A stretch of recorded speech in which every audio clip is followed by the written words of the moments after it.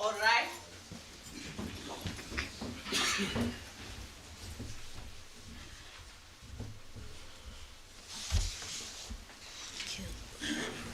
My lady, I call case number 6019 of 2024, the inquest in respect of Matthew Goniwe and 3 other.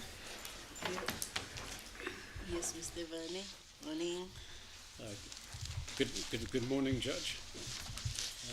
As mentioned yesterday, Judge, we have 2 witnesses for today, being the last day of this session of this reopened inquest. My lady, our first witness is Mr. Nyaniso Goniwe. With the leave of the court, we'd like to call him to the stand. Mr. Goniwe can come through to the witness stand, please.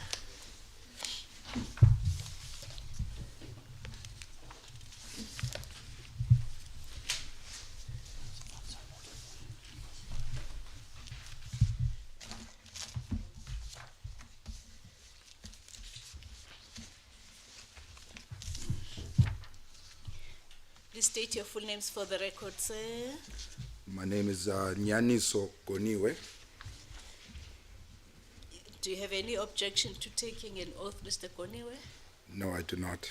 Okay. Please swear that the evidence you're about to give will be nothing else but the truth, and to signify that, raise your right hand and say, "So help me God."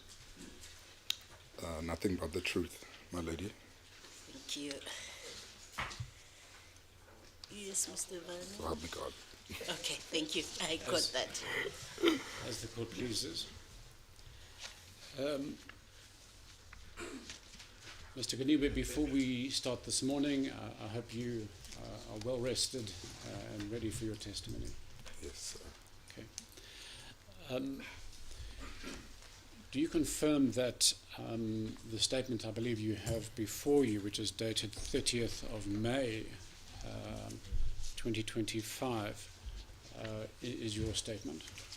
Yes, I do.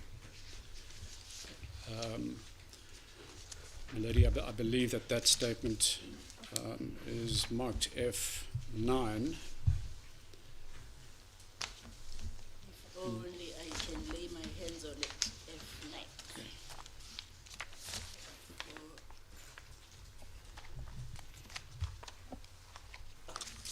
Got it. Thank you. Yes, we proceed.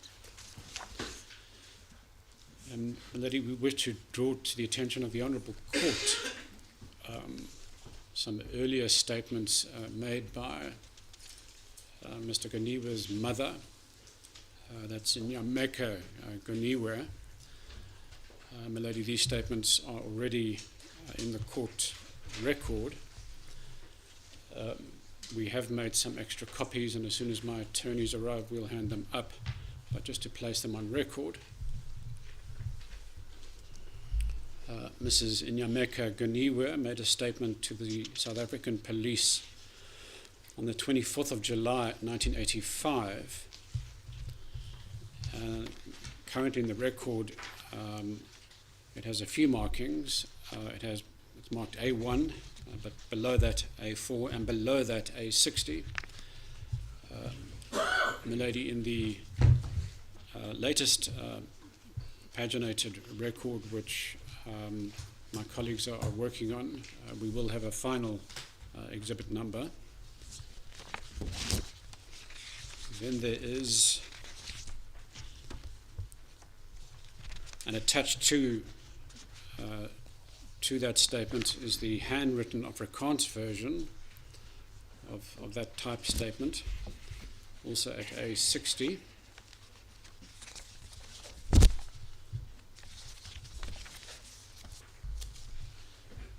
And then, my lady, there is another statement made out by Mrs. Ganiwe, which was made for purposes of requesting a formal inquest into this matter. It's dated the 26th of January 1988, and it's at A106 of the current record, at page 221. And then Mrs. Ganiwe made out a further statement dated the 24th of February 1988, and that's marked, currently it's marked A2 of the record at page 37. And then finally, we draw your ladyship's attention to the transcript of Mrs. Ganiwe's evidence before the Truth and Reconciliation Commission at a hearing of the Human Rights Violation Commission on the 17th of April 1996, and that is currently marked A3.1.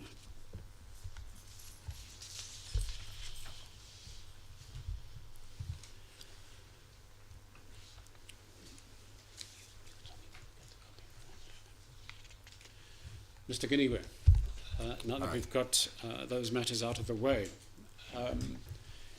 can you tell the court a bit about yourself and how it is you come to be testifying this morning? My name is Nyaniso Goniwe. I'm the only son of Matthew and Nyameka Goniwe. I was born in 1982. That would make me 3 years old when my father died, was killed.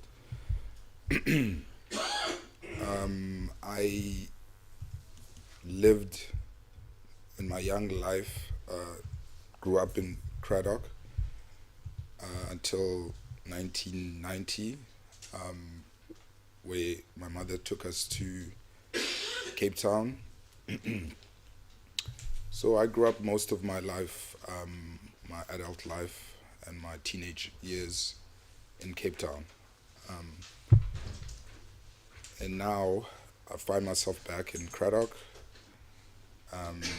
having to handle a few things on my mother's estate as she passed on last year, 2021. And obviously also this inquest. I have a sister. She passed on last year, Nobuzwe Goniwe. Sadly, she passed on last year, July.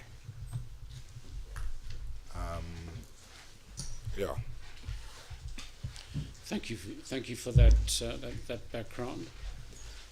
And can you just explain to the court what career you have been pursuing and your current status? I went to, straight after high school, I went to AAA School of Advertising in Cape Town, where I graduated with a diploma. There I majored in art direction, and that would basically be my career for my life, for the rest of my sort of years after that. Art direction might be confusing to some people, and some people think it's painting or doing some piece of the arts where you get to paint, but it's really making adverts in the simplest form. Similarly, it's close to graphic design, also intertwines with it. So they play a role like alongside each other. Different careers, but similar nonetheless. Thank you. Mr. Ganiwe, as we discussed in our meeting today, we're not going to be traversing everything that you have set out in your statement. Luckily, much of your statement, particularly dealing with the events leading up to your father's death and decisions allegedly taken by various individuals that have been dealt with in some detail in the evidence of Mr. Lucanio Kalata. So we won't be traversing that today.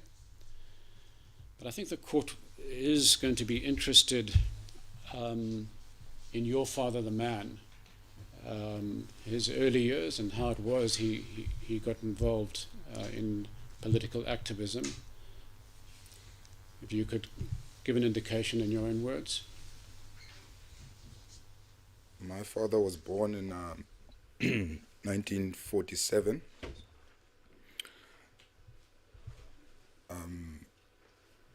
He had not an easy background, but not the best either. Growing up quite humble beginnings under his father and his mother, David and Elizabeth. They were farm laborers. Back then, in the old Cradock, they used to live in Maqubeni, it was called, in the old Cradock. They moved to Lingelihle in 1962. He came from a big family, 8 brothers and sisters in total. He was the youngest out of those brothers and sisters. But being the youngest, he was clearly the leader for the family.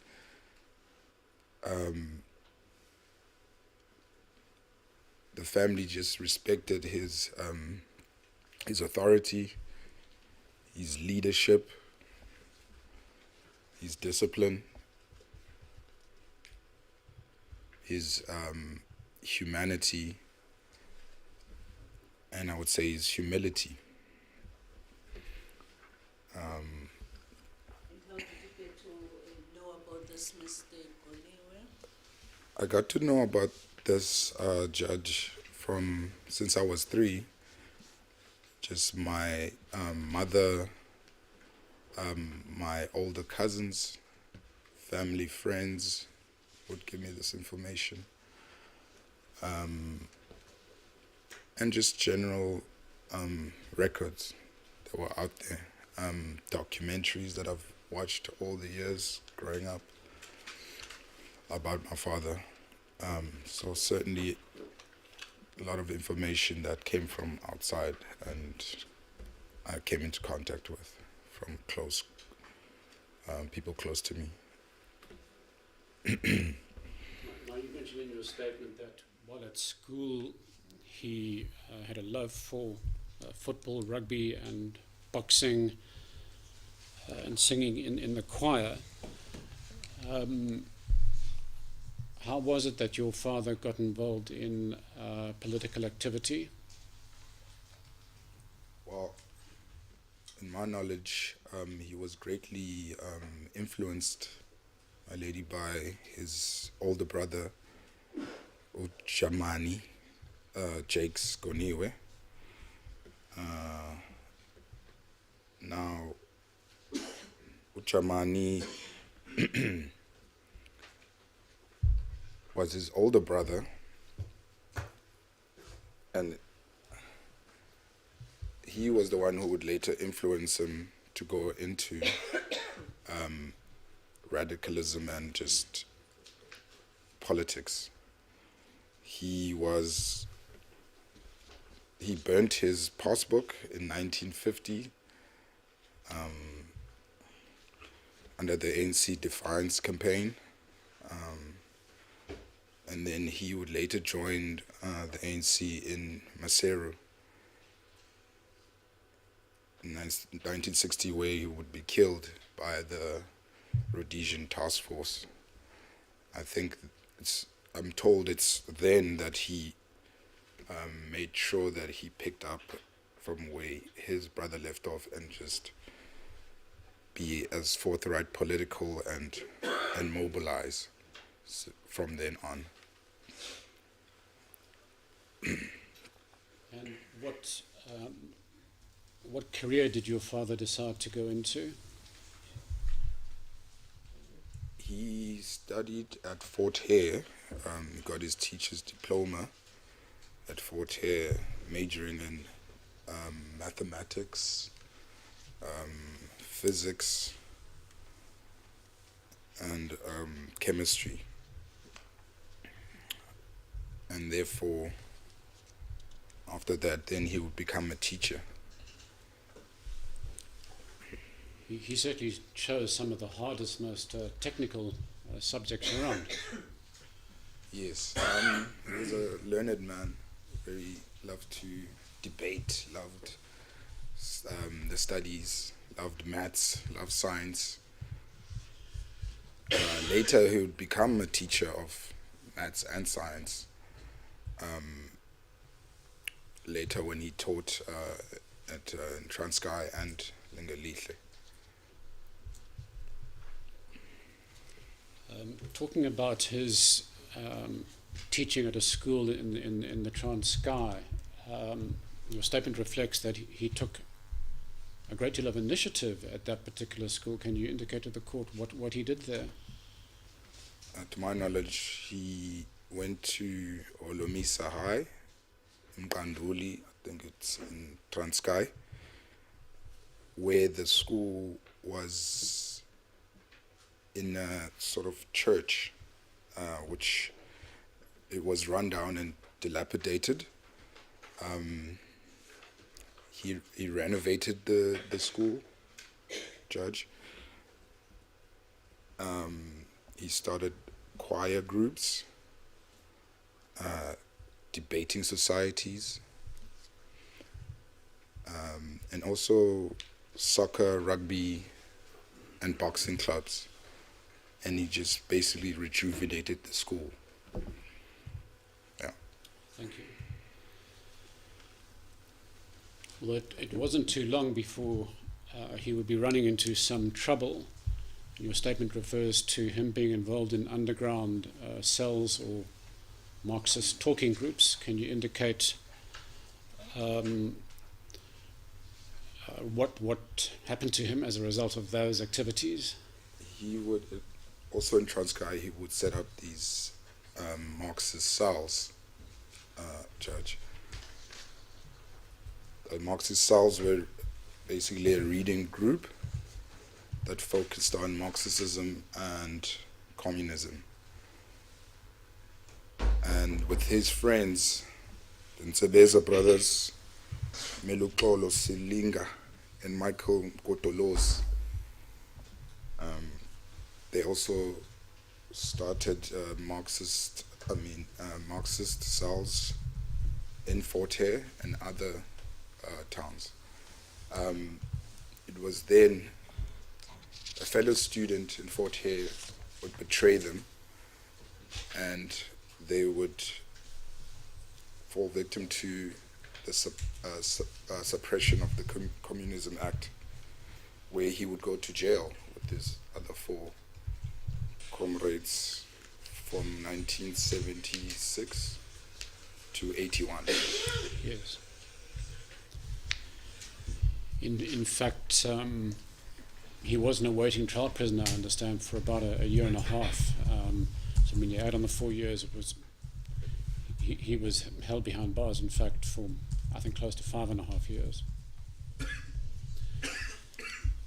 So can we then turn to your father's release from prison in October 1981, and what activities he then engaged in?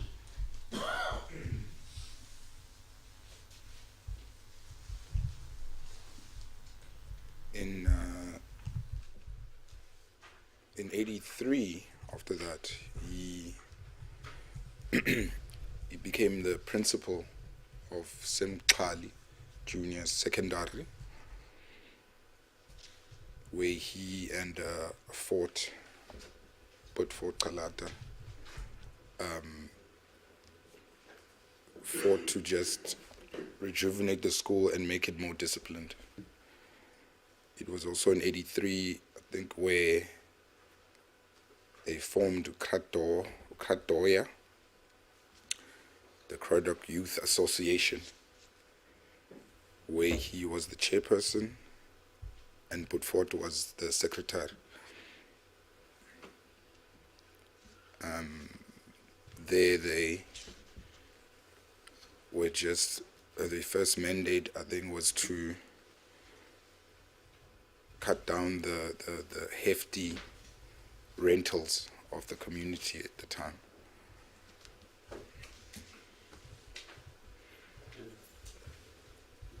Do you recall whether they were successful in those anti-rent campaigns?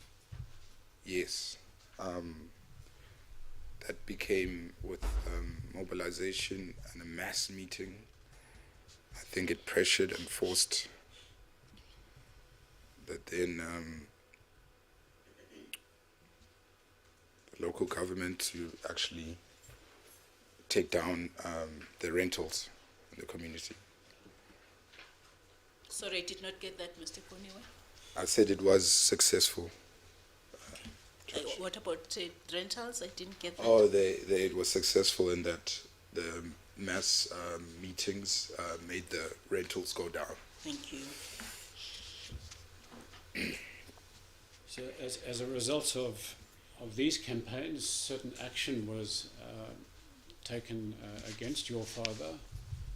Can you explain what happened to him towards the end of 1983? In trying to neutralize him, and I think they were a bit overwhelmed and scared by my father, in that he can mobilize a lot of people and is very popular. So they pressured the Department of Education to remove him from Cradock and transfer him to Grafrenet to be principal, which he refused, and he opted to stay and be a teacher, a normal teacher in Cradock, which then the Department of Education sent him a telegram ordering him to start on the 1st 1981, I think. 1st of January, 1st of January, 84, sorry. To start in Grafrenet. And there was a mass meeting again with a lot of people, which they refused the transfer, and then that sparked off a school boycott. When they fired him, it sparked off a school boycott that lasted 15 months, if I believe. So because of all this activity and mobilization in Cradock and surrounding areas, the police ended up taking action against him. Can you indicate to the court what action that was?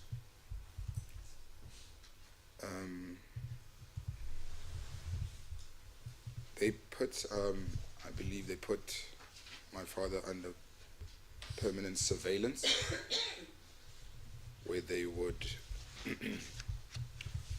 tap his phone and secretly survey him. Also using listening devices, then called tamati or tomato, depending how you call it. They were able to survey in that way while listening to phone calls. You would have heard also Professor Derek Swart mention this, that he also, his phone was also most of the time tapped by the police force.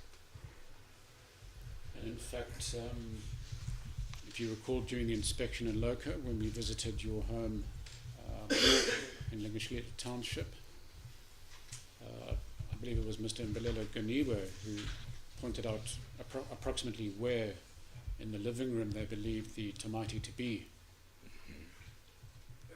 You recall that? Yes, I do indeed.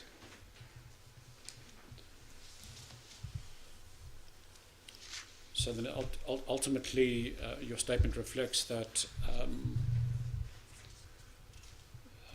he was detained towards the end of March, together with other activists from the region.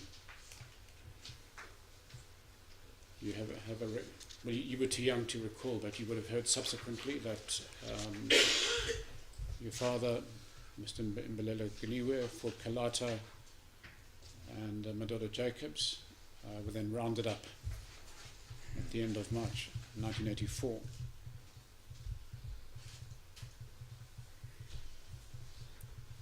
If you bear knowledge of that, you can just say yes, because it has to go into the record. Yes. Yeah.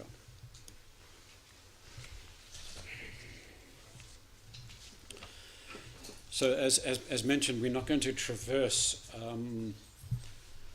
what we know from the documentation that has been disclosed in the Zietman inquest and also the Truth Commission. So let's then fast forward, Mr. Ganiwe.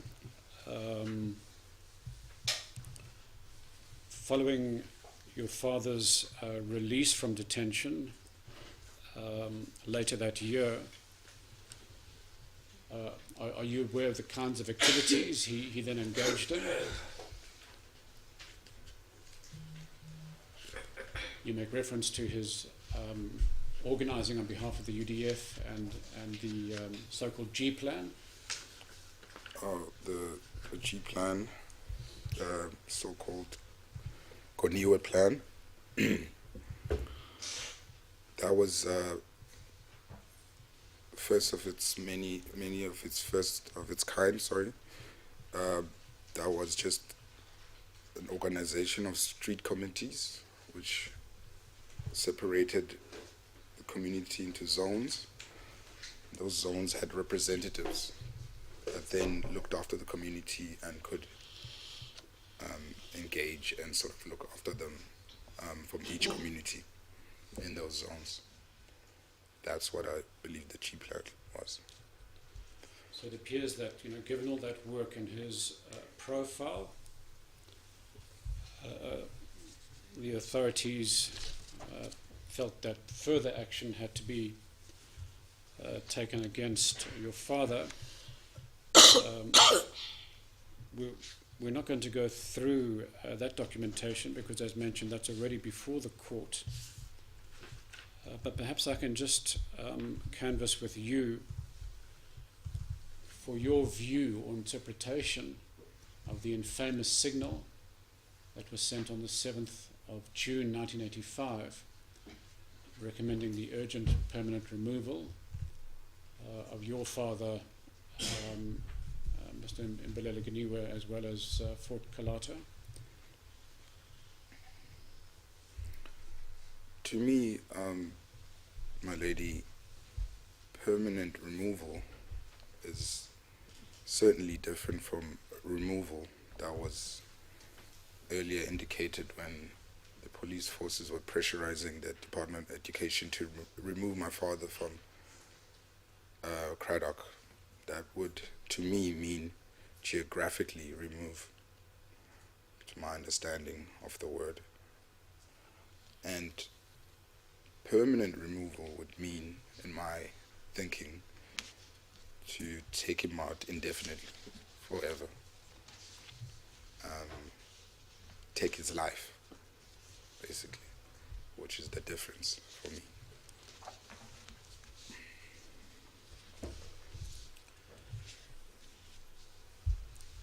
So then on that fateful day of the 27th of June 1985, your statement reflects that your father went to Port Elizabeth, and of course the rest of that history we are now familiar with.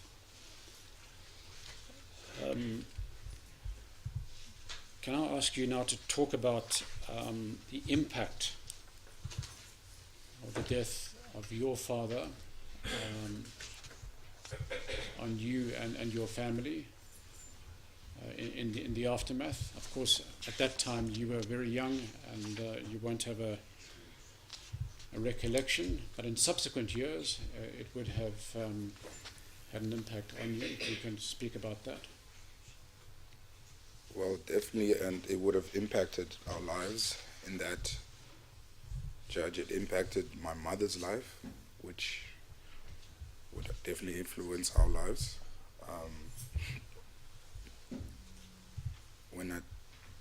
We'll start with my mother. It greatly influenced her life, greatly. When I hear from friends of the family, I'd heard that from Peter Vale and Louisa Vale, they would tell me that after the death, my mother went to sleep at their house in Grahamstown, and Louise expressed how she was emaciated, thin. When she arrived, she slept very late, woke up late. I think that's just the trauma from just having lost her husband. Waking up late, that she didn't want to face, the realities of that day. So that went on for a while until she got better. And then, as you heard from the other widows, the raids still continued. And some got worse,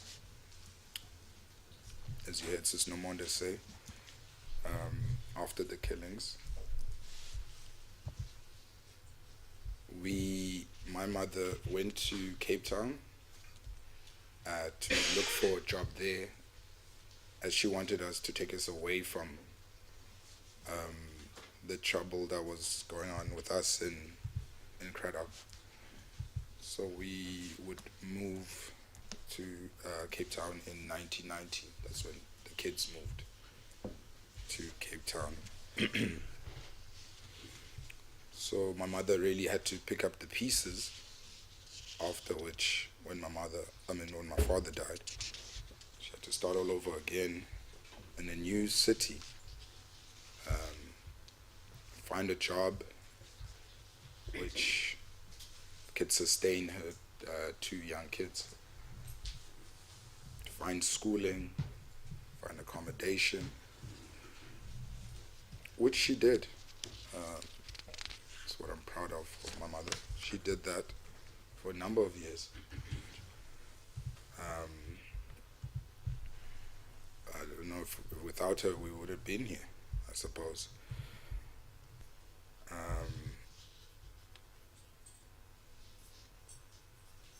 There she took on the role of the mother and my father,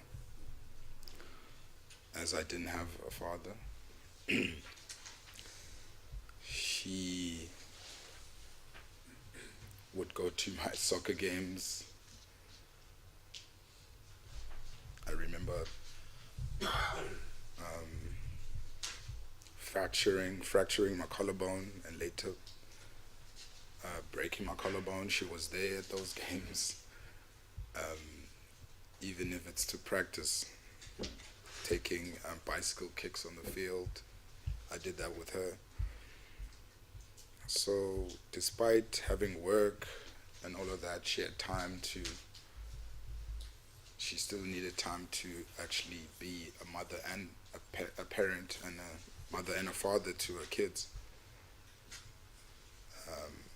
She never married.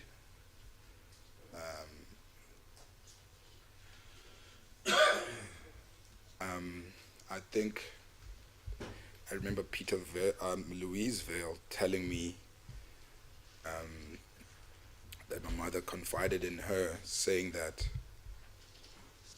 in all about, I think, 10 years that she was married to to Matthew,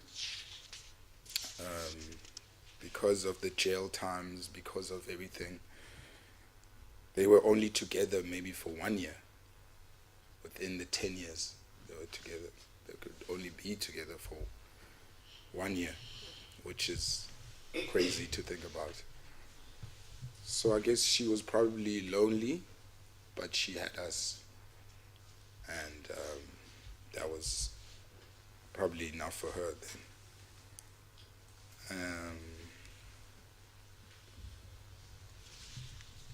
And then the impact on the kids. I'd start with my sister. Before you turn to your sister, I was quite struck by the quote you have of your mother when she testified at the East London City Hall on 17 April 1996, when she was asked what her thoughts were about those who had murdered her husband. And she said, well, she will be ready to reconcile, but it first means that they have to show remorse. And reconciliation and healing takes time. What did you think of those profound words of your mother? I thought that it meant they have to have remorse, but also tell the truth. Tell the truth, and then only we can start maybe dealing with forgiveness.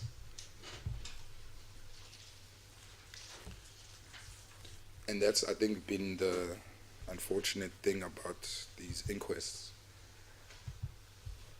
Really, people telling the truth, because we can't talk about forgiveness. We can't forgive at this point until we get the truth.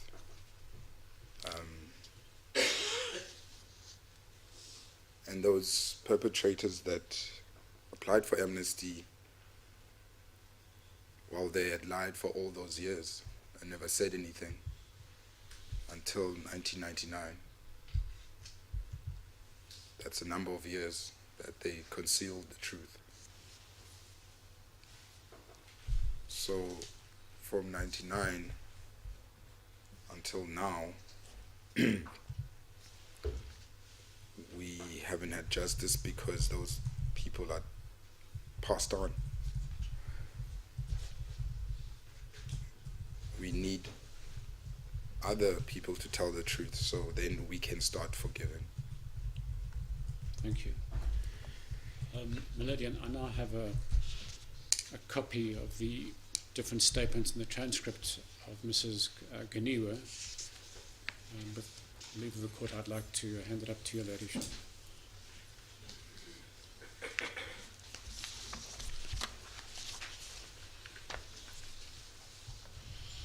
I'll mark the bundle as F91. As the court pleases.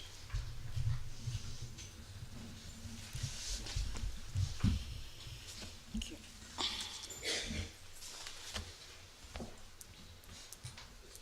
Yes, Mr. Vani.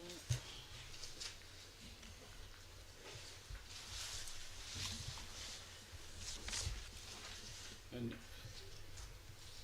Mr. Ganiwa, I actually want to read you a small excerpt from your mother's statement to the police, which was made not long after the murders on the 24th of July 1985.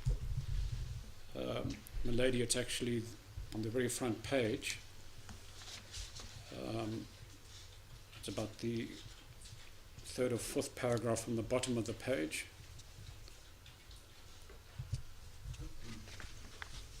It's in Afrikaans. En het reads, ek verdink die polisie wie my man en sy 3 vriende vermoor het. Translated as, I think it's the police who murdered my husband and his 3 friends. Ek vermoed dat die veiligheidspolisie van Cradock is wat saamwerk met die veiligheidspolisie van Port Elizabeth.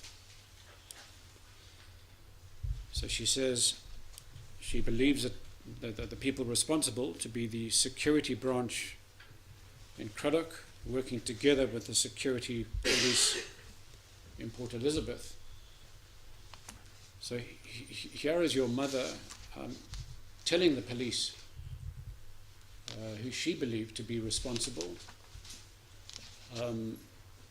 just a few weeks after the murders. What does that tell you about your mother, that she says to the police's face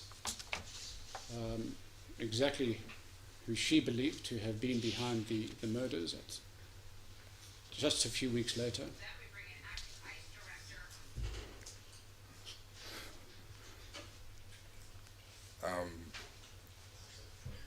My mother was a brave woman, very strong-willed, small but dynamite, I guess, in a small package. I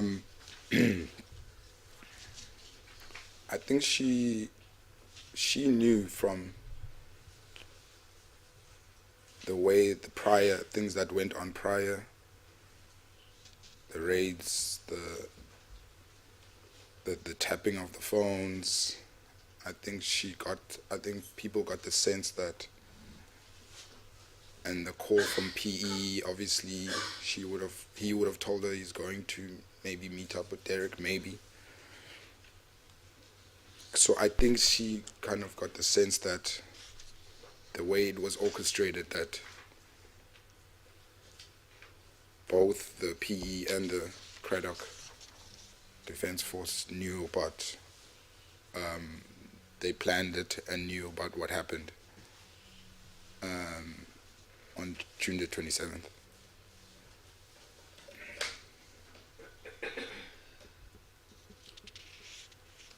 And as it turned out, what your mother said in that statement on the 24th of July 1985 proved to be exactly correct, as we now know from the amnesty proceedings? Yes.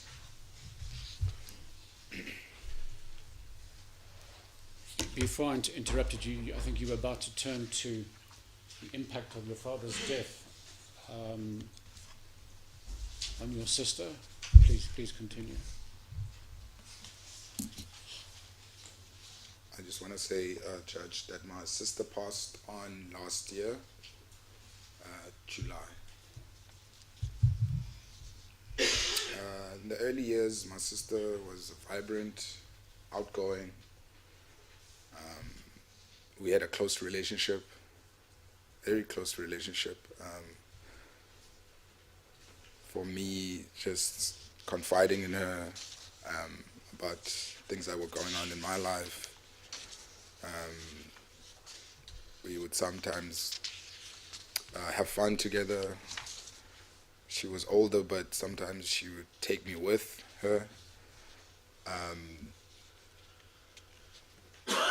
I remember when she was even young, we went on this is after my father's death. I was a bit older, maybe 8 or younger. We went on a toy that was going on in the township. And I still remember, because we used to enjoy going to those, that when the police forces came, they shot tear gas and the crowd dispersed and we were running away, and I was running right behind her, and I can just remember seeing the tear gas, and then she jumped right over it and it bounced right underneath her as she just hopped over it as she was running in front of me.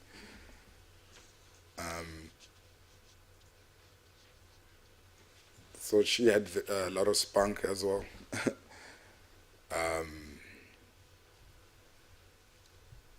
What changed her life is the fact also that she would have been 10 when my father got killed. So that would mean that she had more of a personal memories and personal relationship with my dad that she remembers more. She experienced more. So I think the trauma of the killing was, to her, meant more because she was there, she was present, Judge. She remembers that day. Probably she would have remembered vividly.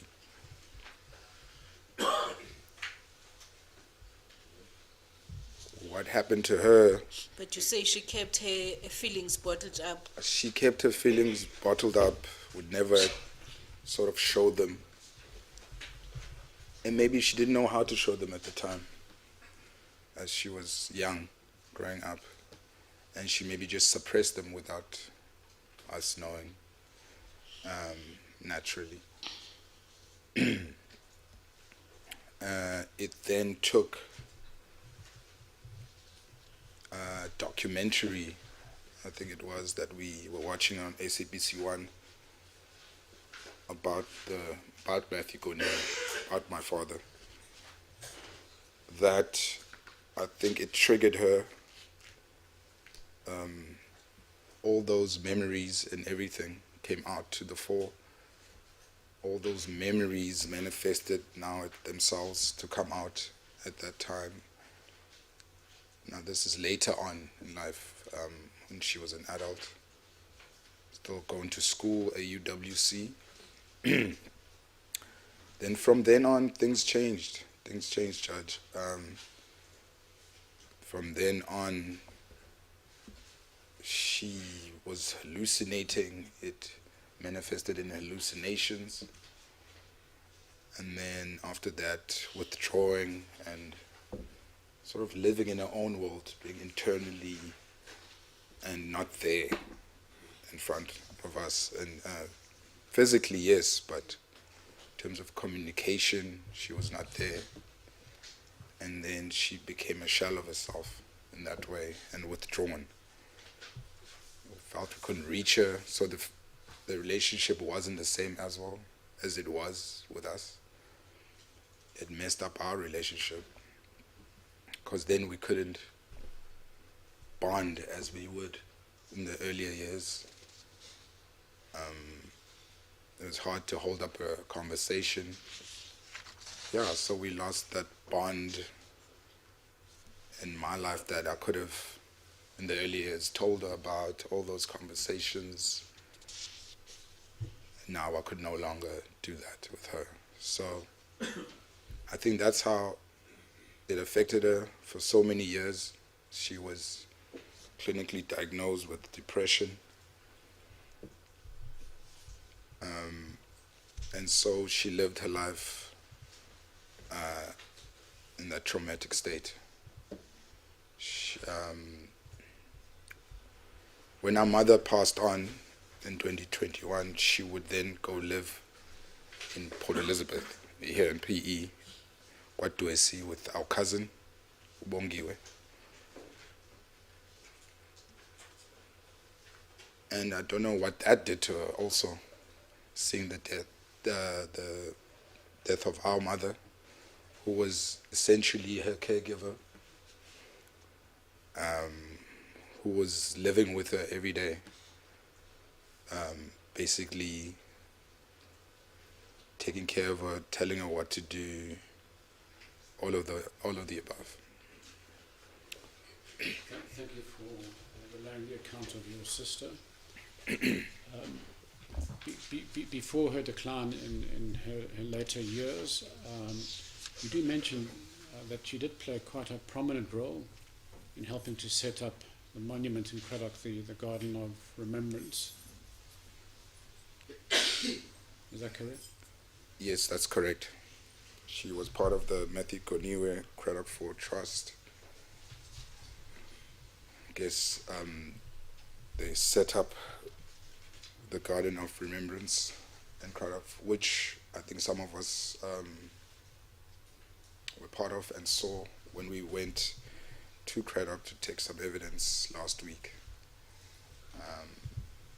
So she was involved in all those things, even though she was not 100% there, I would say. And I was struck by what you said in your statement, that but for your father's death, but for the brutal and abrupt nature of his death, your sister's life might have been so different. What did you mean by that? You know, I think all of our lives would have been different. Her life could have been changed. Well, the trauma wouldn't have been there of the brutalizing and desecration of my father as life and body. She would have certainly turned out different, I would think. Maybe turned out different in her career. She probably maybe would have had kids, would have been married.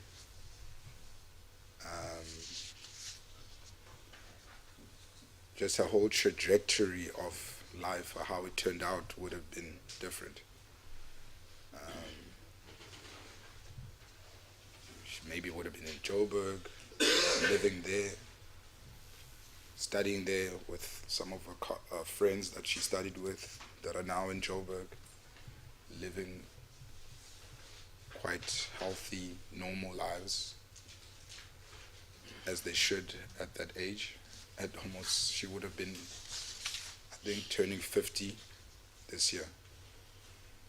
So she would have had established quite a healthier life and a career and family. That's what I think she probably would have turned out to be. Now, you've spoken about the impact of your father's death on your mother and your sister. Can we turn to the impact on you and your own life?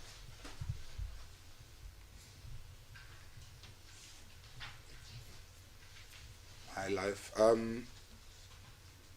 basically, I had to, growing up, I took on the role of maybe trying to, the protector also, of having to be strong. So not crying much.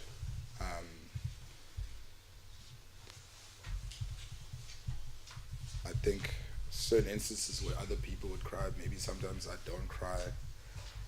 I find myself, I'm just, I turn off that emotion of mine sometimes. And maybe I think it might be because of that, not having a father figure in my life. And maybe being too, taking on that role of not trying to cry in front of my mother and my sister. Even in, I think, my mother's funeral, I was surprised that I didn't cry there. I would cry later on in life, later on when I was alone. But I had to be strong for my sister at the time. And now that all the family members, all my family has passed on, I have to basically walk this road alone. I can't confide and hug my mother anymore. I can't have those long conversations about what's going on with my career, my life, which I miss.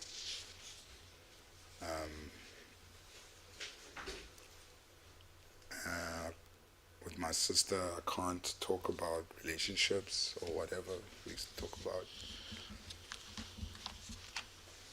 So yeah, I have to just navigate life now alone, which is in itself just a heavy burden to bear. Thank you, Mr. Geneva, for your honesty and sharing this pain with the court. Mr. Geneva, we know from the amnesty applications, the transcripts, the circumstances of your father's death. We know from the post-mortem report that his cause of death was attributable to multiple stab wounds.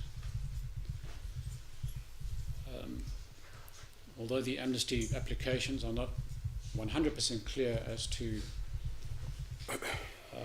who was present when your father was murdered, it does seem as if Mr. Van Zyl, Mr. Lotz, Mr. Faku and Mr. Magaduku were present.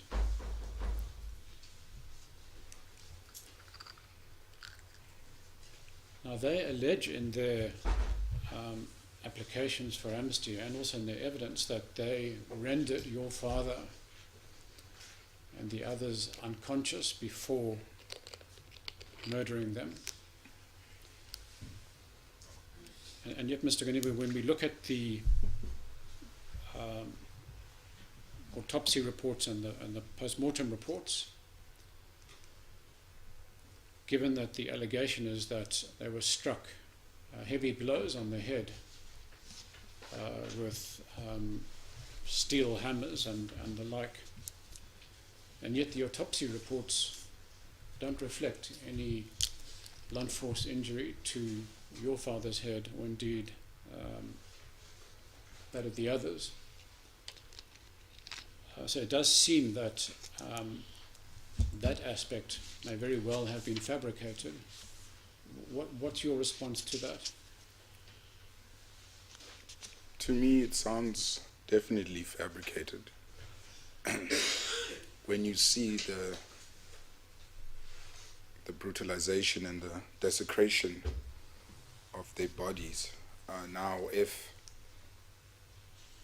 one had knocked them out with a blunt force object and they had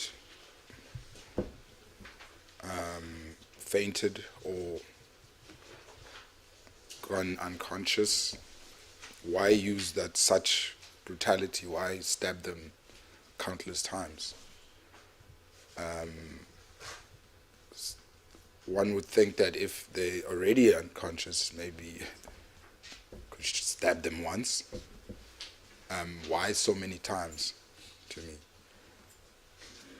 I think they say that so that it sounds like to others and the public that they died in peace. They didn't feel those countless stab wounds, that they would have been in the state of unconsciousness, that they couldn't have felt that pain. That's what it sounds like to me, that they're making it sound like there were no screams, there was no fighting, there was no brutality. And on that score, we will be hearing a bit later from Dominique Coetzee, who presided over this reconciliation meeting with Eric Taylor. In the minutes attached to Dominique Coetzee's affidavit, the minutes of that meeting in which Mr. Taylor is alleged to have said that they died with dignity. What's your response to that? That's exactly the same thing I was saying now. How do you die with dignity when you desecrated their bodies, stabbed them multiple times, took someone's hand off his arm, burnt their bodies so that their wives couldn't go to the mortuary and pick them out? That's not dignity. That's certainly not dignity. That's not dignified at all. Just for your information, the allegation they make is that there had to be multiple stab wounds to give the impression that this was a UDF, a ZAPO, so-called black-on-black violence. That was part of their cover story. And as mentioned, and we will be submitting to this Honourable Court, that the absence of fractures and other injuries on the head undermines the claim that they were first rendered unconscious. Now, Mr. Ganiwa, these individuals who applied for amnesty, there were 6 of them. And perhaps I'll just give you a sense of how long, well, at least the 6 who were refused amnesty. There were an additional 2 who were granted amnesty. But dealing with the 6, because the 6 were either killers on the ground or masterminds behind the Cradock 4 murders. And as you're aware, and you've pointed out in your evidence earlier this morning, they're all deceased now. Harold Snyman, who was the head of security branch in Port Elizabeth at the time, he died on the 1st of November 1998. Nicolaas van Rensburg, who was second in command of the security branch in PE at the time, he died on 27 March 2004.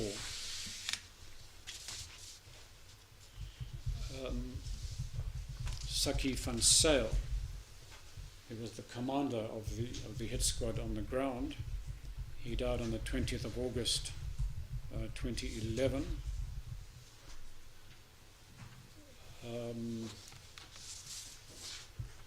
Gerard Lotz, who took part in the murders, He died by suicide on the 20th of March 2016.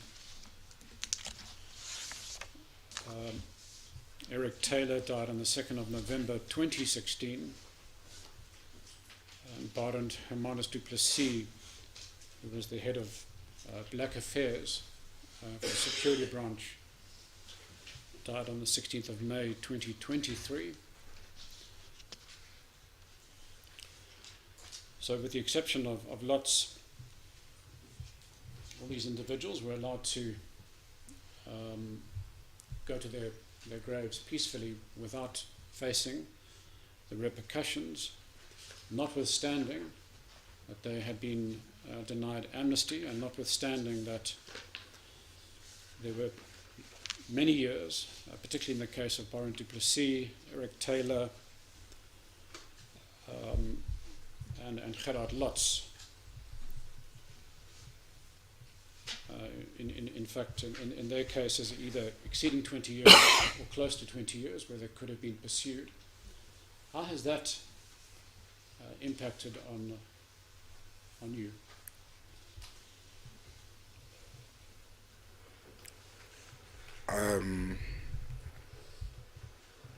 Those perpetrators, I would think, lived on to their later years, all above 50, all above 60, if that's correct. Am I correct in that? It certainly says to me that they lived their lives. They spent time with their kids, showed affection to their kids, took their kids to school and whatnot. So they were allowed by the post-apartheid government to live their lives like as they should till their supposed deaths. While we were waiting on truth and justice all these years. So their deaths denied us of those truths that we seek. They denied us of the peace that we were seeking.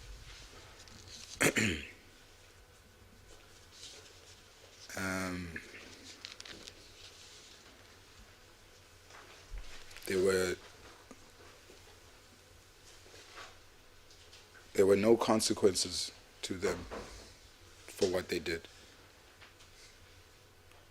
And in that, we can't be at peace until the other people who are involved tell us the truth, and we can move on. Mr. Gniwe, do you have any hopes for this particular inquest?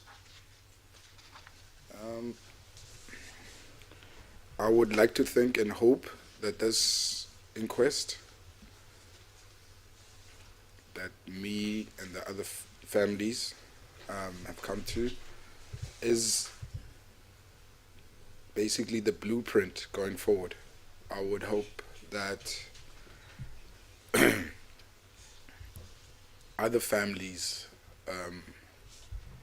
and others who were done harm and had injustices be given the proper chance to say how they feel, to get proper investigations on their cases. And as I said, as a blueprint, hopefully this carries on from here on out.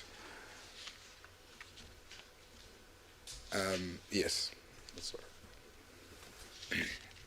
Mr. Gniwe, before we close your evidence in chief, is there anything you wish to add or bring to the attention of this honourable court?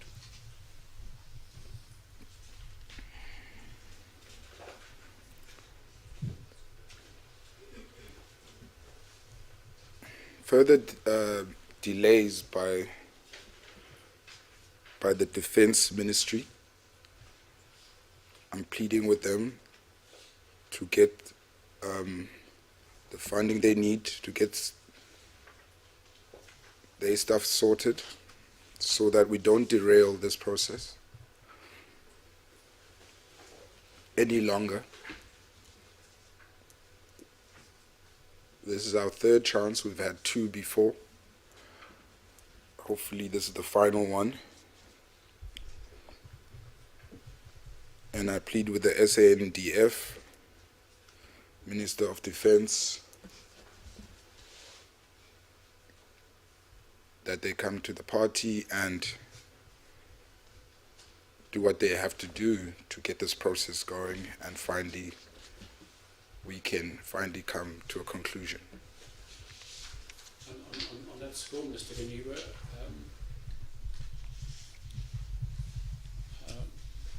just to be clear, you want the Minister of Defence and the South African National Defence Force to cooperate with this inquest by providing the necessary legal support to former Lieutenant General Joffel van der Westhuizen. And I'm sure you're aware that I believe he's around 86 years old, and his lawyer has informed us that he's not well. Do you and the families have a concern that if he doesn't testify soon, you may be denied hearing from him? Yes, we do, and again, we would repeat the same process that has been going on for all these 40 years, where things have been delayed, and then people have passed on, and then we don't get the truth. So don't let that happen again. Don't let us go through that again. Thank you, Mr. Guniwa. No further questions, my lady. Thank you. Any questions for Mr. Guniwa? No questions, my lady. No questions, my lady. Thank you. Thank you, Mr. Guniwa. Thank you for your time. You may step down.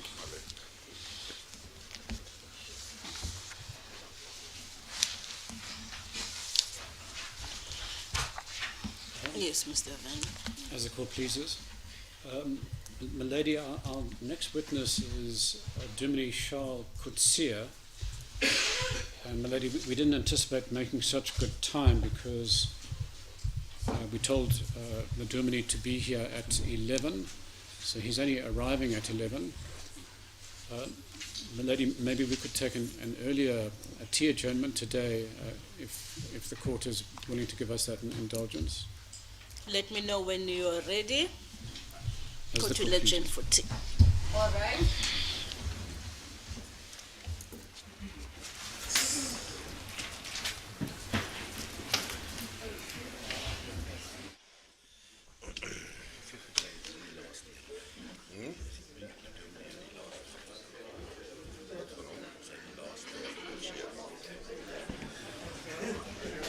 Last year, then he filed.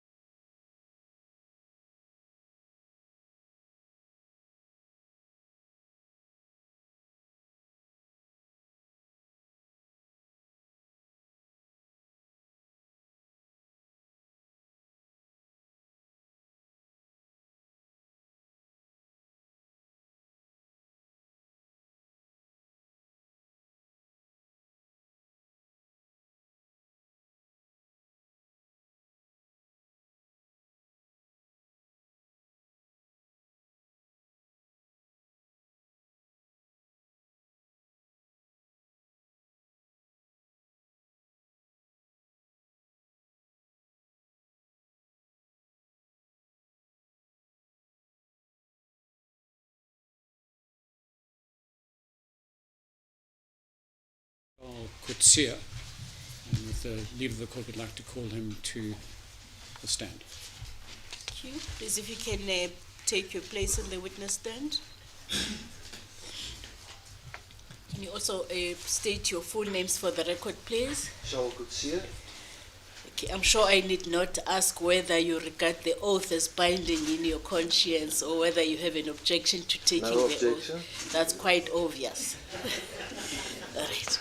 Swear that the evidence you report. Lady, we think you should ask him. Just to make sure. Please swear that the evidence you're about to give will be nothing else but the truth, and if you do, raise your right hand and say, so help me God. So help me God. Thank you. Yes, Mr. Vanning. As the court pleases. Dominic Kutsia, thanks so much for taking the time to be with us this morning. Before we proceed, I just want to get you to confirm a statement that you made, which is dated the 29th of May 2025. I understand you have a copy of that statement before you.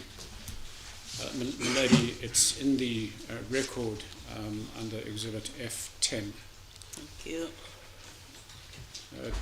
Dominic, do you confirm that is your statement? Yes.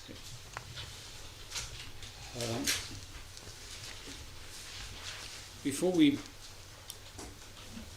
well, let's kick off, Dominic, by you telling the court a bit about yourself and how it is you became a minister in the church. Yeah, thank you. Grew up in Cape Town, Durbanville. So I had a good father. He was an attorney, Lauwen Kutsia. Kutsia became Minister of Defence of South Africa, Administrator of Cape Town. That was the partner. My father was with him. So we in the church, and so in 1958 my father went with the university's combi, little 1300 combi, to Fort Hare to meet the SRC there. And he was from the AB, the Youth Afrikaners, to meet with the youth ANC, can you say, to say, can we just find each other? So, of course, it was a big thing there, but nothing happened, so the war came. But so in that, they asked for, reconciliation, Christian values. So I think the law and the church is much the same, but I've got, I think, less money than the lawyers. But I decided, no, it's about reconciliation and love, and I'm going to walk that way.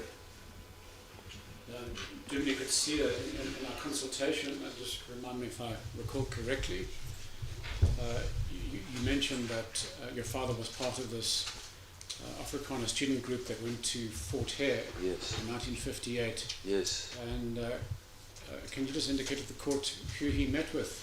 There was SRC. I've got this paper, towel you eat with, through your mouth. All the SRC signed that thing. But one of the people that met there was Mandela. Nelson Mandela. And you mentioned that the aim of the meeting between your father and Mandela and the others was to achieve some kind of... Something for South Africa as youth leaders for the future. Yes. Well, it is indeed a pity that your father's efforts, certainly at that time, Yes. didn't quite work out. Yes, very sorry. So let's return to yourself, Dominic. So you mentioned that, at least in our consultation, that you went to Stellenbosch University, and you said you opted for the church over law. Yes, the Bible says directly it's very difficult for a rich man to go to heaven. You can't. It's more difficult for a rich man to go into heaven than a camel through a needle's eye. That's Jesus. So I said, I'm not going to take that chance. And the other thing is, Mr. Mahatma Gandhi said, the eye for an eye makes the whole world go blind. So you must make David decisions when you're younger. So I made that in matric, and I stick to the thing. I never... So what decision did you take, Mr. Kutsia? I said I will come to the church, I will be a dominee, and I studied for 7 years. We had to study 7 years. theology. Yes. Jimmy could see in a room full of lawyers, I dare say you probably made the right decision. Well, you know, in matric I had the vision. In life you climb the ladder, and it must be very terrible when you get on the highest of your ladder and your ladder is on the wrong wall. Can't take that chance, huh? Many people, no, I'm not going to take that chance. I didn't. Germany, after your studies and after qualifying, how was it that you ended up at a church in Port Elizabeth? I had three options. One, Queenstown, old Queenstown, and one permanent force defence for Oudtshoorn, and one here. So I said no army, and no this, not that. So I accepted to be here. I'm still here. And do you recall what year you came to Port Elizabeth? Middle 89. And which church did you first start at? This is the western side of Port Elizabeth, not far from here, Kabega area. That was Nooit Gedacht. It was an old farm, Nooit Gedacht. So the congregation is Nooit Gedacht. Never thought about that. Nooit Gedacht. And how long did you serve at Nooit Gedacht? I was there 19 years, and 2008 I moved this side of the city to Walmer. What Still does there. Nooit Gedacht mean? You seem I to- never thought about that. Oh, I You know, thought- farmer, he got the farm. He says, I never thought I would get a farm. Nooit Gedacht. So now there comes the church, Nooit Gedacht. But in Cape Town there's a wine farm, Altyd Gedacht.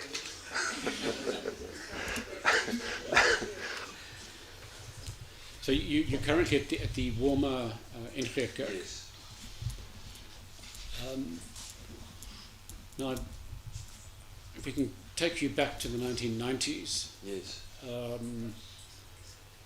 I presume you would have followed the news closely, Yes. and you would have observed the proceedings of the Truth and Reconciliation Commission. Yes.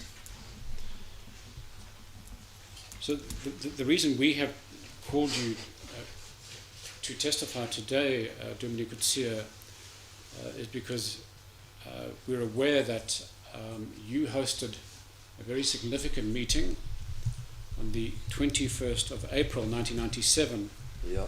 at your church, at which one of the perpetrators, Mr. Eric Taylor, who is now deceased, and several family members attended. Yes. Before we get into that meeting, can you describe in some detail how is it that meeting came about, and what was your role in it? Well, that's a very important meeting. Archbishop Tutu said that was a miracle. So I was preaching every Sunday, you know, love, reconciliation. Jesus said, Father, forgive us as we forgive them, and all the things. And Eric was there. On the top there was a pavilion, what do you call that, gallery. Always sitting there. And then the church of the Eastern Province Synod, my church, said, this thing is coming, let's give funds, money, to assist people that's going through this. When you say going through this, The TRC. The TRC. I guess to assist perpetrators psychologically. But I don't know if the money was ever paid out, I doubt it. But there was a project from the church for this thing to assist. So I mentioned it in the church, there's something there coming. And Eric contacted me and said he will be part of, he want to meet the family of the Cradock 4. He would like to meet the family. So that's what happened.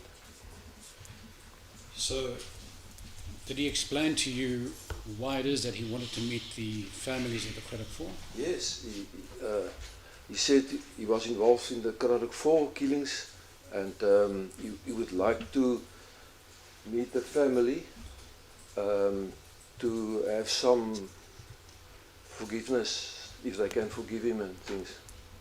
And that was very unique because the whole security system was watching this case study. It is a case study. So if it went well, I think more people would have done that and come forward with information, but they didn't.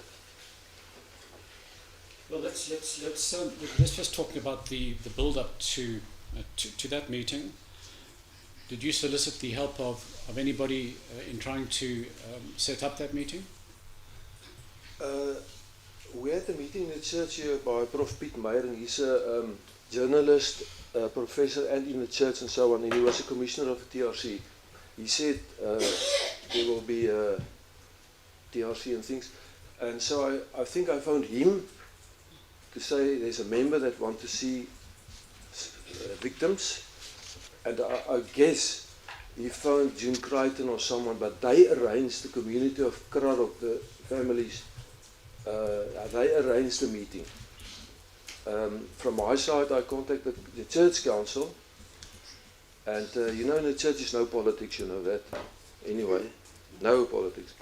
So they said we can have the church committee room is about this size, and we can have the place for this meeting. And I didn't arrange the meeting. I was there, they were there, and we had the meeting.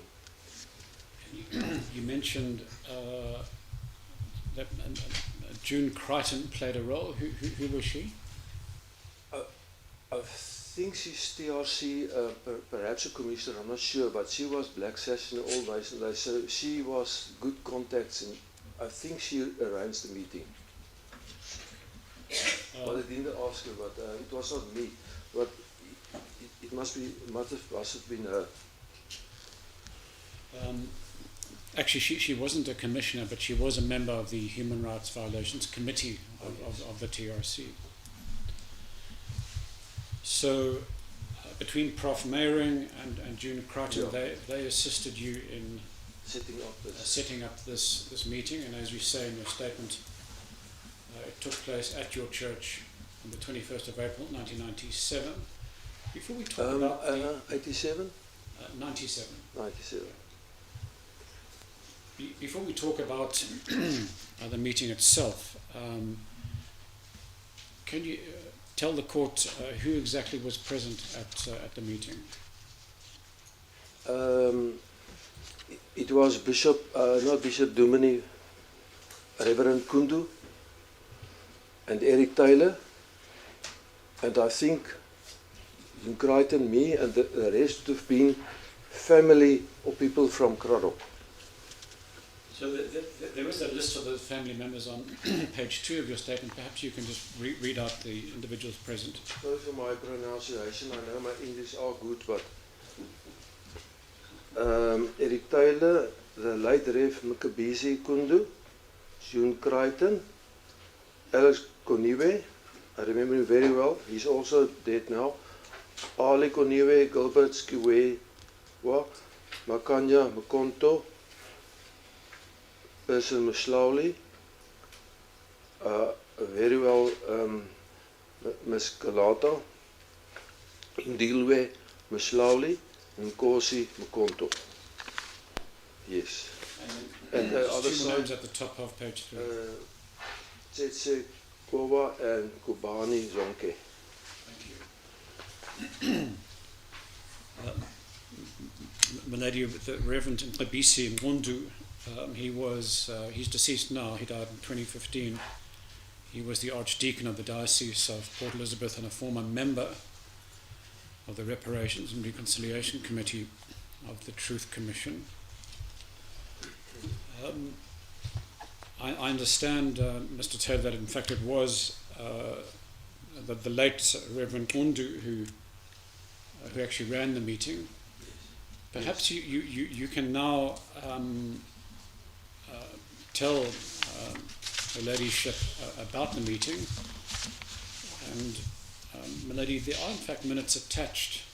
And in fact, they're not described as minutes, they're described as notes prepared by June Crichton, which is attached to the affidavit of Dumni Kutsia.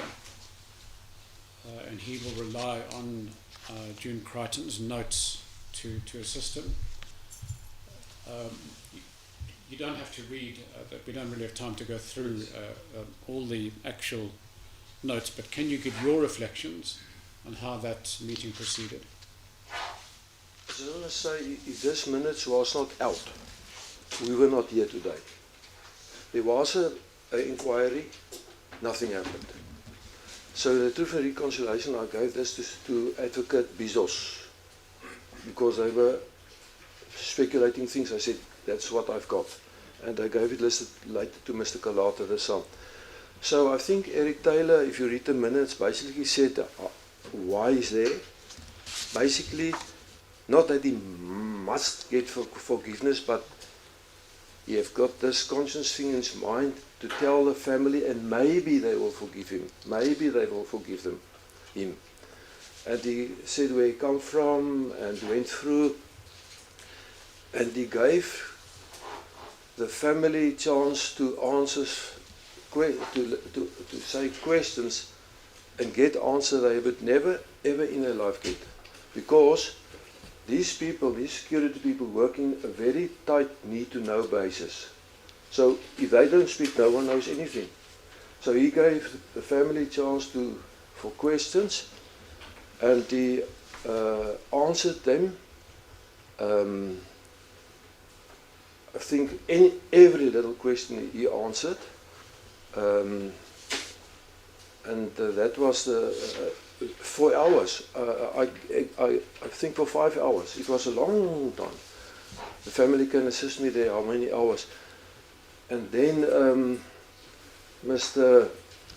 Guniwe came forward, for instance, Alec, and he said with the hand to Mr. Taylor, I forgive you.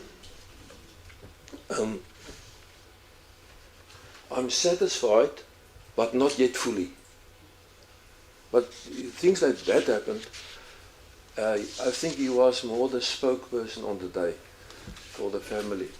And I honor the families. For them to come here, they had to sneak away at Cradock because the community wouldn't like them to meet these people here, police people. And I honor also the church to give us the chance to have this meeting for both sides there. So there was, then the last remarks was Reverend Kundu, and he said something that's not in the minutes. He said specifically, we are all victims. I didn't know what he meant. I didn't ask him. But you know, that's what he said, and then there was the last things, and travel well, and we went out. Basically. Dominique, let's just go back a little. On the question of the families having to sneak in from Cradock, Yes. we will have to consult on that, but I think there were in fact some consultations that were carried out in Cradock. Yes, they were. I don't think that they did this secretly per se, Yes. but it is something that we can check with them.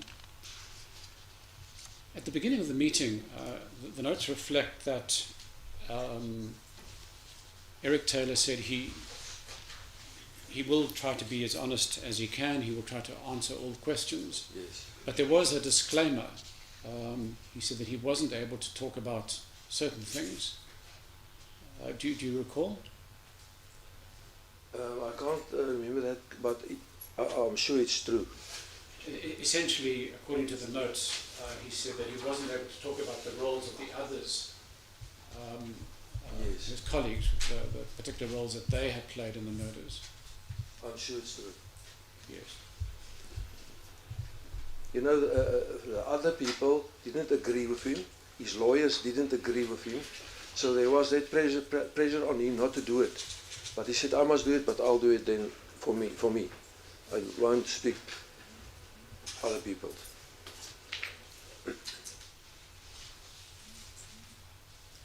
So as you pointed out, family members had a number of questions. Yes.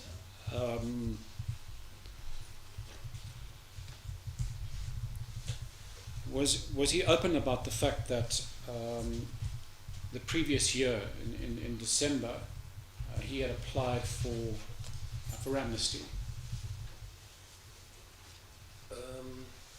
I can't remember that, but the thing about open, I had the feeling against all people that doesn't agree with him, he was willing to be open. So anything you wanted to know, he will tell you. Yes. Even that.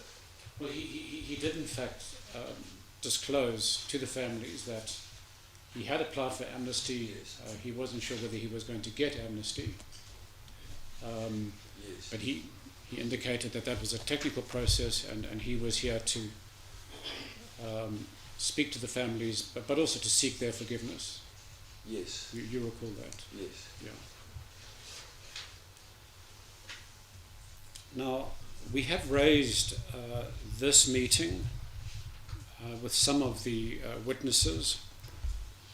So, for example, yesterday we heard from Mr. Nkumbani Zonke, the brother-in-law of the late Mr. Mshlali,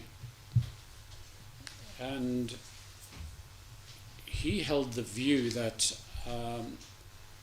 Mr. Taylor arranged this meeting because he had applied for amnesty, and he felt that he was seeking reconciliation and forgiveness because, at least in Mr. Zonke's view, it may help him with his amnesty application. Well, that's what Eric told me. Secondly, if that was a good strategy, other people would follow that also.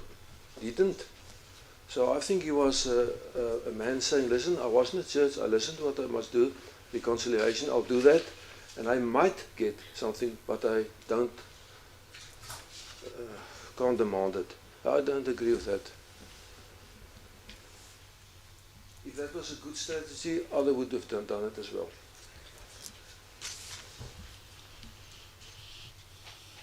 And in fact, we do know that he did raise that in his hearing, which was held some 2 years later, on the 2nd of March 1998. Yes.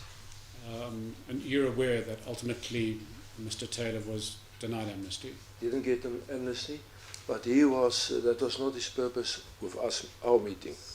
Yeah.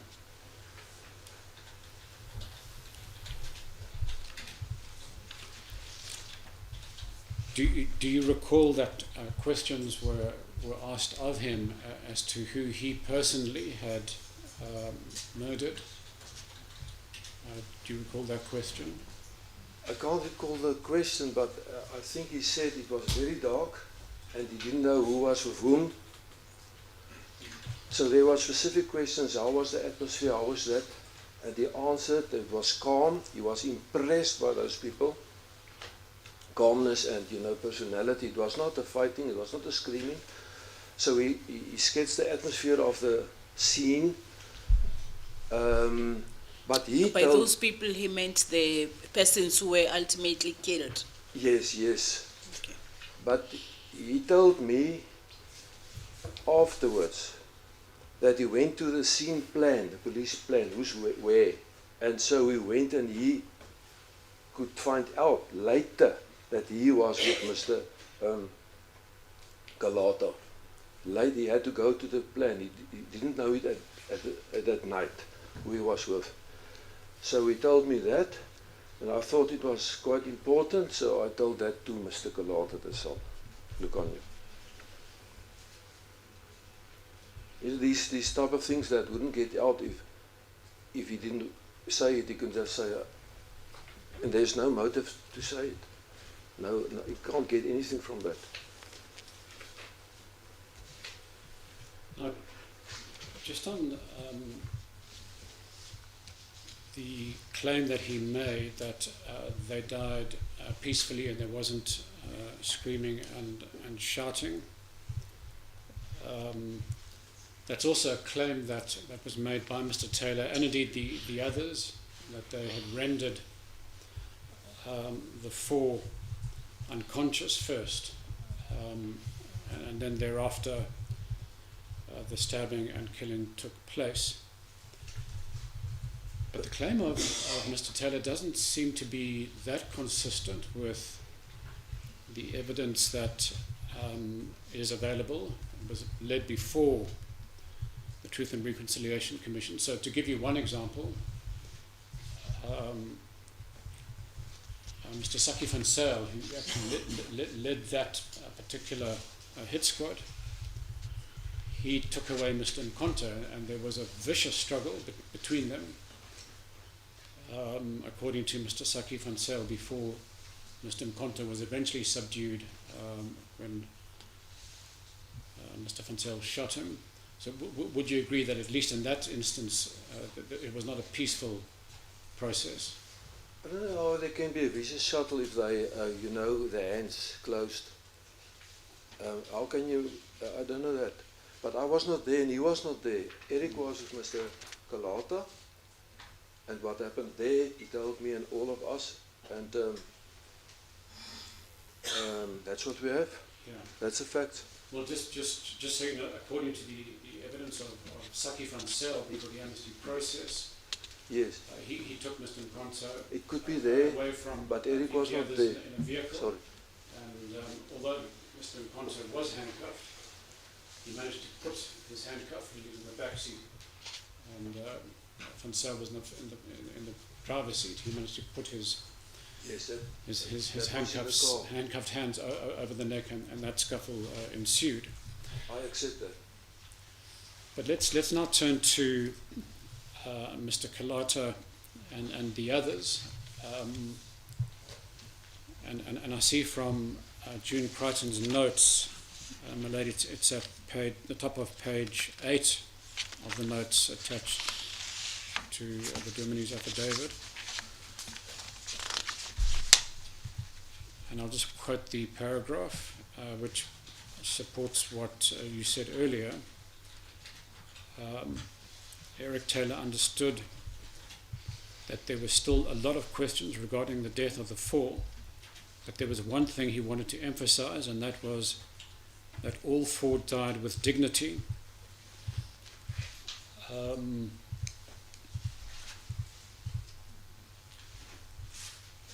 Can it be so in your view that they died with dignity? Absolutely, he was. In our personal conversation, he was impressed by those people.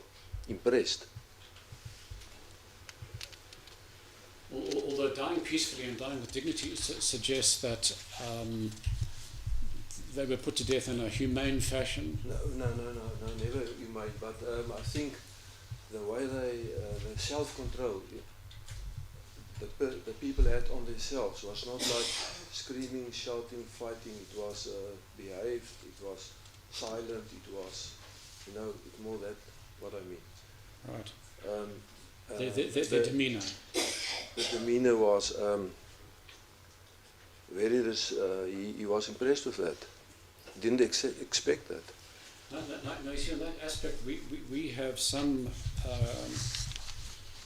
difficulty with Mr. Taylor's version, because all of the applicants for amnesty who were on the scene, made this allegation that the four were rendered unconscious, and they speak of striking the heads of the four before they were either shot or stabbed. And yet when we study the post-mortem and autopsy reports, one would have expected to have seen a description perhaps of a skull fracture or other injury, because apparently, according to the amnesty applications, the device used was a steel mallet or hammer or spring. And yet there are no descriptions of such injuries, which suggest that wasn't the case, that they were simply shot and or stabbed. And I'm sure you'd agree, if somebody is stabbed multiple times, then it's not going to be a peaceful death with dignity. I was not there. All I know, Eric was there. There was no other fighting than stab, and I would guess it was over very fast, but up till that point it was he was impressed with the people. They're not out of control. Even though if you ask some people, we could think, we would have shouted and prayed and anything, and but that didn't happen. Right. But And he told me no. He didn't.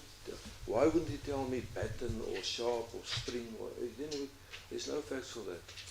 well, that's actually in his amnesty application. In his. Milady, I refer Honourable Court to the amnesty application of Mr. Eric Taylor. It's in the current record at A6.5.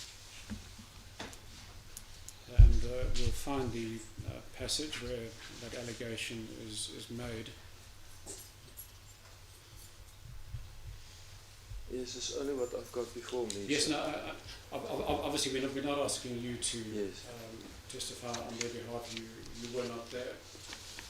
Sorry, just for information, that batten or spring or thing, it was his testimony, or on the other people there. So Mr. Lotz, Mr. Van Zyl, as well as Mr. Taylor, they allege that before the four were killed, they were rendered unconscious through blows to the head.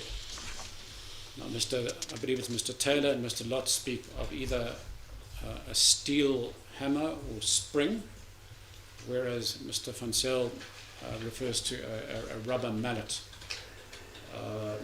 And they struck the heads of the victims before shooting. I don't know what the purpose of that would be. They wanted to kill the people. They've got knives. I don't know. I'm sure you won't be able to explain that to a meaning. Milady, for the record, unfortunately the application is not numbered, but it is in paragraph 9, several paragraphs down. I'll just read the relevant sentence. I walked back to the vehicle and fetched the remaining activist, whereafter I also hit him with this iron object against the neck from behind, whereafter he also fell down unconscious. Domini, the only point I'm making is that certainly from the perspective of the families, Yes.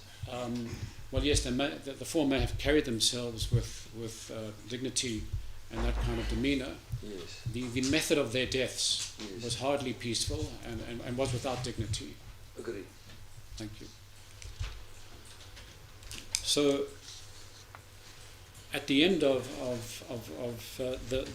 the meeting, you made reference to, I think it's Mr.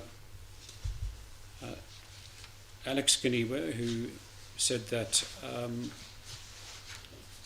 he is appreciative of what Mr. Taylor has done today. He's relieved, but not yet fully. Yes. Do you recall the response of the other family members? It was in the same line. All were relieved, thanked to be here. It's the first meeting. Next time Mr. Goniwe will be here also, one of the sons, I think. Mrs. Kalata was sad, very sad, which you must understand. But I think all was grateful for the meeting they had. It helped them a lot. Up till then they had zero. Right. And indeed, it was the first time that they got to hear in some detail Yes. what had happened to Yes. their loved ones. And you mentioned at the beginning of your evidence that you were hoping that this process would become a kind of blueprint for further encounters. Yes. If Archbishop said it was a miracle, people said it is God's work, Reverend Kundu.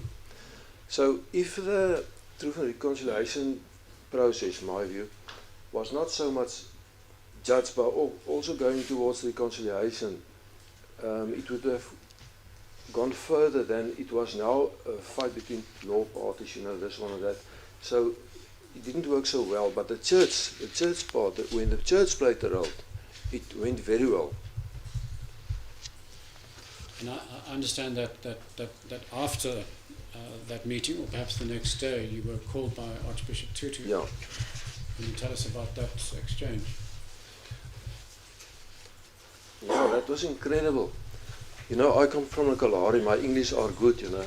So he phones me, Archbishop Tutu, I was in the old house, visiting old lady. Yes, speaking Archbishop Tutu to me in Afrikaans. I put the phone to this lady's ear as a witness. It's him. He says, thank you, and it will open the doors and things. And then he said, can I pray for you? I said, yes, please. Archbishop prayed for me in Afrikaans. Then I got my bearings back. I said, can I pray for you, sir? He says, yes. So now my English. But he's in Afrikaans, I'm in English. How can it happen? I pray, Father in heaven, be with this father. So it took a lot of attention. There was a film made, A Long Night's Damage, that's not 100% the title, by Iris Films in San Francisco, West Coast, America. This book was written, it was one of case studies. So it drew a lot of attention for the new possibilities in South Africa. And this was the thing that opened the door for more trust and more openness. You know, Mr. Vlok washed the feet and those things. Melody, the book that the Germany is referring to is titled Chronicle of the Truth Commission, A Journey Through the Past and Present into the Future of South Africa. And it's by Pete Mehring, Professor Pete Mehring, who helped to facilitate the encounter with Eric Taylor. And the film that the Germany is referring to is titled A Long Night's Journey into Day. Germany, do you have some regret that it turned out that this was one of the only occasions where a perpetrator had come forward and reached out to the families to tell them what happened? Yes, absolutely. This must have been the first, and then it must open the floodgates and people must come and many people didn't apply, telling the truth. Many people didn't, when they see it was a bit, vijandig, what's the word? The atmosphere was not, they said, why must I do it? But Eric said, I will do it. So were you disappointed that others did not follow suit? Yes. It's truth and reconciliation.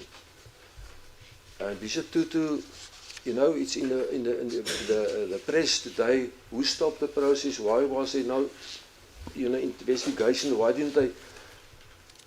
But I think Archbishop Tutu, he was involved, and he always said, "We are all God's children. It's all God's children."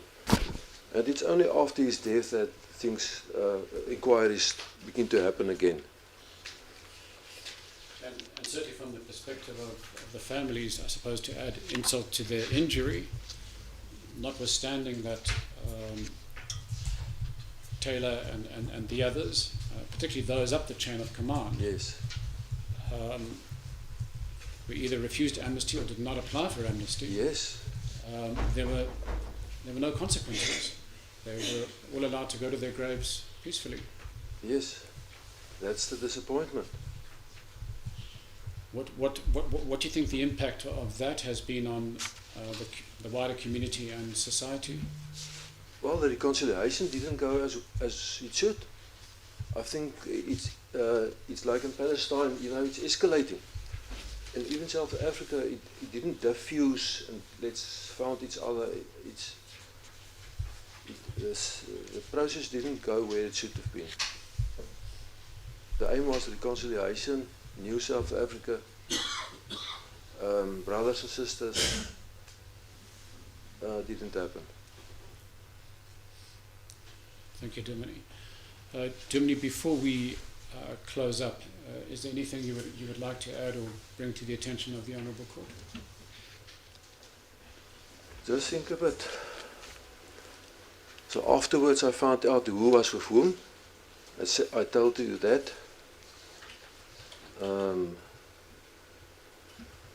Oh yes, one thing more. I asked him who else was involved. And he told me, he told me the words he used, someone opened the gate. So I don't know if it was you come from the road onto the farm where the things happened. If someone opened and closed the gate, or that was that symbol speaking to say there was a hierarchy giving commands. But he said someone opened the gate. So there were people that helped, but he thought it was so little influence. You know, open the gate and close, leave that alone. So that's what I understood. It's not worthwhile to go there. No, he told me that. No, I believe him. There must be some other people. His word was, they opened the gate. But he didn't indicate who was opening the gate. So he said they opened the gate, so I didn't push him there. Okay. And you're not sure whether it was a physical gate or a metaphorical gate? I would think it's more in the operation. Perhaps a spy. Perhaps someone opened the gate. Someone there along the lines that helped a bit, you know, in the operation. But they worked on a need-to-know basis. It was amazing that people that's a sergeant and a lieutenant, low ranks, that they can have basically full power in operation. But they worked in a small thing and they didn't need people left and right. Perhaps open the gate. So I didn't think it was P.W. Botha coming down all the way to Sergeant so-and-so. I don't believe that. I think they worked, operate on a need-to-know basis. People tread him on very thin ice now. I just want to say, if the Dominic would have any knowledge about the things he's testifying. okay, I can leave it, but he said they opened the gate. So you said what else? I said, he told me that someone opened the gate and he was with Mr. Taylor. I tried to think everything now, but I think that's all. Yes. Well, thank you, Dominic. If there's nothing else, yes. Then we can conclude your testimony.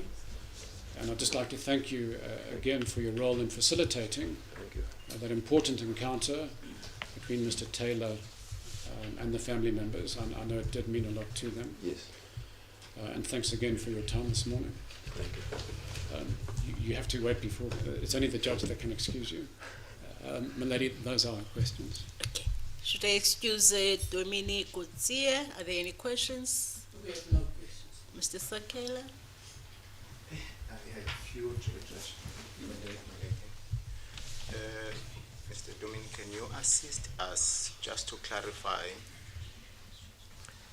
Did Mr. Taylor tell you how many they were when they conducted the operation on the road? No, he didn't speak about other people. No. He talked about himself. Those people, the other people, didn't agree with what he's doing. So he refrained from involving them, which I respect. It was his conscience, his project to meet the family. So no, he didn't refer to other people and how it worked. But when I pushed him, he said someone opened the door, the gate. Okay. Then, as a minister of a church, you believed that when Mr. Taylor approached you, he was sent by God forgiveness. Didn't you think that? Sorry, that I did not get that, Mr. Sakela. When Mr. Taylor approached you in church on that day, and it was after you have preached, and what occurred in your what is it that occurred in your mind? Let me ask that way first. Well, he believes he is totally forgiven by God. It's in minutes. We believe the heavenly prayer. Jesus said, Father, forgive us like we forgive those who trespassed against us. So there's a definitely thing, forgiveness is not just me and God. it's also some relation to me and my brother. So that's why he took this horizontal thing. So I must speak to my brothers' families for me to get right with God. And that's the right thing to do, to come out with the truth and to say, if you can forgive me, I don't expect me, but I tell you, this is what I did. If you can forgive me, I will be happy. We need to understand the setup, because I'm a little bit confused as to how this thing took place. Yes. It was after the church, Yes. after you have preached, then Mr. Taylor approached you. Yes. And did you have a meeting with him aside, with the Yes. exclusion of other Yes, people? yes. Did you ask him questions relating to the forgiveness that he thought he was forgiven by God? I don't think I would have asked. He came to me and confronted. He said what his story was. He killed someone. He wanted to see the family. He feel bad. He saw the film Mississippi Burning. That influenced him a lot. Can I meet? So I said yes. So I didn't have this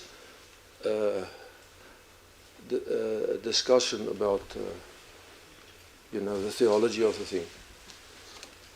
Did it not occur in your mind to ask him direct questions about how this occurred? Who instructed you to do this? No, you asked for a meeting, and I knew there will be the time to do the questions and the answers.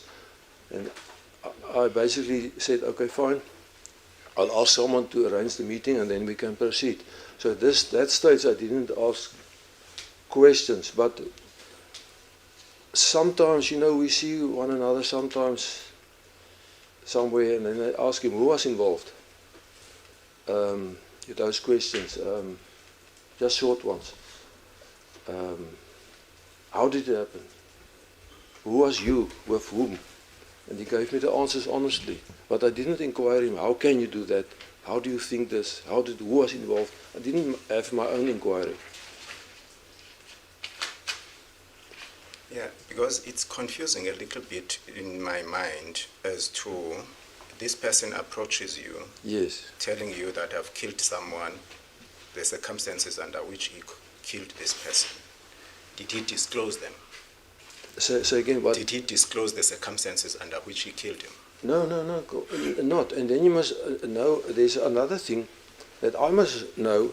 If someone confessed to me anything, the court can call me. The court can call me, then I must talk. So let's wait for the meeting, then we can discuss that. But I'm not going in a private conversation like a Truth and Conciliation movement here. This guy wants to see family, I arrange that. He wants to come clean with God, I tell him God forgives you. I'm a pastor, I'm not a detective. I didn't go there. And I thought the time will come for them, for that questions to come out at the hearing. The truth and there. I'm not going to do it now. Let me get it clear. You facilitated the meeting. Yes.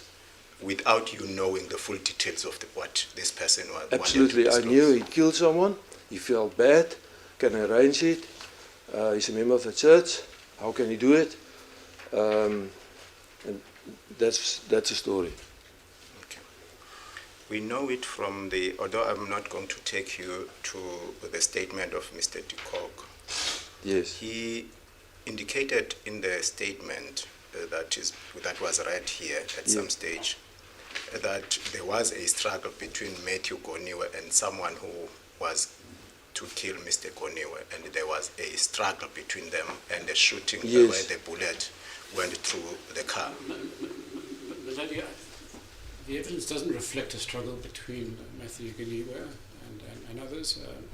If there was, then my learned friend would have to draw the court's attention to that. We raised a scuffle between Mr. Mkonto and Mr. Van Zyl.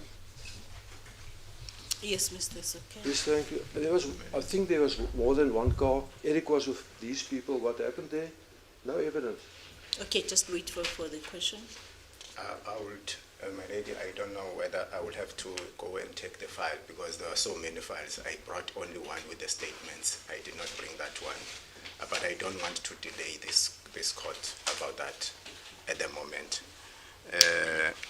but that will come. Mr. Ngugaitobi did read an evidence that showed something before this honorable court, but that file is in the car now. I apologize, but I will skip that question for now. But you understand from the questions of my learned friend that it could not have been a peaceful death that took place on that night. No, I don't agree with that. If someone is under self-control in a very dangerous situation, very, very dangerous, and it impressed this policeman, and then you give one strike of the knife, he's dead. There was no hysteric or things that I can believe that it was very dangerous. They were under self-control and they never dead. I was not dead there, but I can think it mustn't. You can't say there must be a struggle, there must be a fight, there must be a knock. That's Yes, your. but you were not there. I was not there. You were not there. But what I've got the evidence of my brother, and I've no lie. Why would they tell me everything? First and only one ever in South Africa, and then lie about the method. It's a kiri or a spring or a knife. We won't know. I want to know that. Yes. So on this issue, which my learned friend put to your attention, that these people were stabbed several times. Yes. Multiple times. He used the word multiple times. Yes. When you look at that, do you believe it was a peaceful death? Has the witness not? Yes, Apologies, my lady. Might I just ask where this is going? It seems like he's asking this witness for his opinion about how they died, my lady. Now, I think it's quite clear that this witness wasn't there. I don't think he can make it clearer, and I think it's unfair for this witness to express his opinion about that. Mate, please. Besides Mr. Sakela, I think he was taken that route earlier by Mr. Vani, and he gave an Yes. explanation or an answer to that question. Thank you, my I lady. don't think it will serve any purpose to go through that once again. Okay, thank you, my lady. At some stage when the minutes start, they refer to two cars having stopped them on the road and pushed them outside the road and took them. But later in the minutes, you see that there were three cars that took them different ways. Do you know why there is such an I'm inconsistent? sorry to interrupt, Milady. As the court has pointed out, this witness was not present at that scene. The discrepancies in the notes that Ms. June Crichton put up. I think it's unfair to put those kinds of questions to this witness. Mr. Sakela? My lady, I'm asking about what occurred in the meeting. This witness was in the meeting. In the minutes, they say there were two cars that pushed the car of Mr. Koniwa. How would he know that there were two cars or three cars? Or That's why I want to know whether he got the impression that there were three, not two, or there were two cars. That's what I want to know, because in the statements, in the minutes, it's not clear. But how will he know, Mr. Sakela, that is the problem? How can he account for those differences, contradictions, or inaccuracies, or confusion? How can he account for that if he was not there? In the meeting, he was not. It's quite clear. The Germany was just a facilitator. He was not an investigator or a cross-examiner. Yes, I think He sat there and he related what they told him. I think he said that as much. Yes, Mr. Sakela. Okay. My last question to you, did you get any understanding as to was there at any stage in that meeting where Mr. Taylor was asked a question relating to who instructed them, whether was there any person who instructed them to do the operation, and also the actual killing? The family could ask anything they wanted, and obviously they would have asked that. And he told specifically we work in a need-to-know basis, and I believe him. very small group. Are you saying that question was put to Yes. him and he answered the I think question? if I can read through the minutes, I will get it. But they worked in a he used the word, I didn't know that word, I picked the word. Need to that day. know basis. Need to know basis. So there was political pressure from PV Botha, okay? But these people worked on a need to know basis. There was no line there. That's what he said. But in the minutes, there is an indication that they listened to, they knew that they were going to go to PE for a meeting. Yeah, it's that. Okay, just refer to the specific part of the minutes.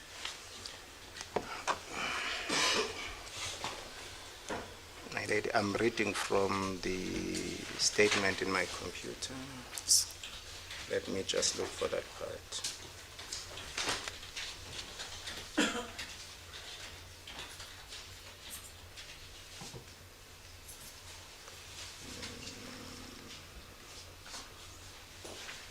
I did not mark it, I apologize, my lady. Page 5, he strongly denied that any informers had been involved, that type of thing.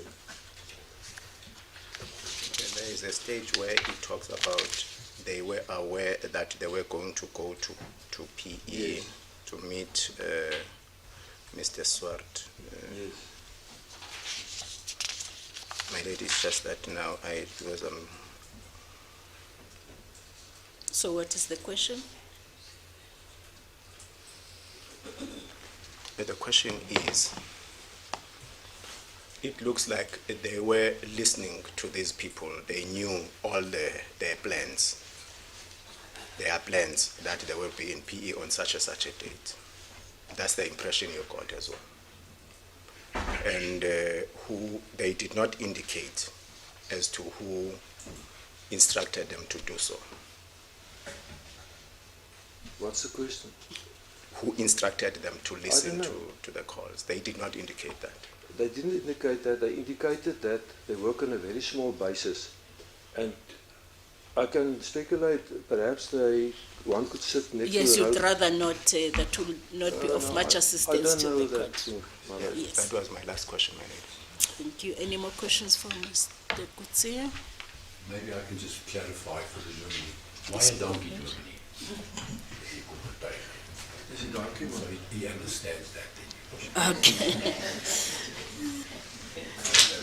Thank you, Mr. Skuman. Thank you very much, Dwamini. The only gripe I have with you is that you did not pray for us. You prayed for Bishop Tutu, but you didn't pray for us. You are excused. But can I say one thing more? Collection at the door.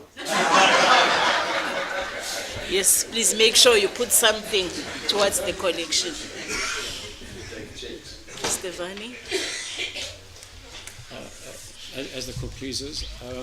Lady, as mentioned, Dominique Shalkutsia was our last witness for the day, and indeed for this part of the reopened inquest.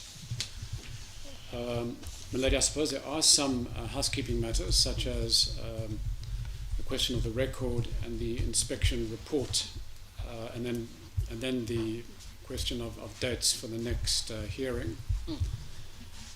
I'll leave it to Advocate Governor to report on the record, or perhaps I can just say it's not quite ready as yet, Milady, but between Advocates Governor and Suleiman, they are working on it.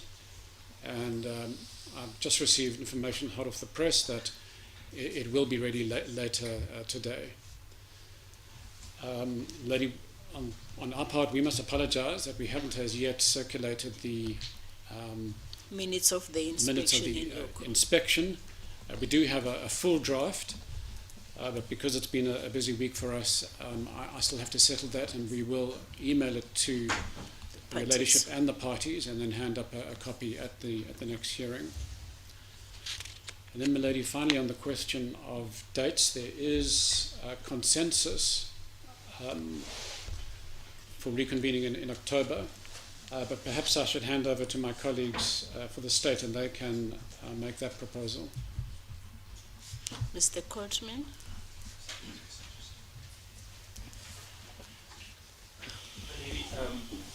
With regards to the dates for the next session parties, with your guidance, my lady, is the 13th of October till the 24th of October. Mr. Salias did confirm with us as well too that he did speak to Mr. Van Zyl, and those dates are suitable to him as well.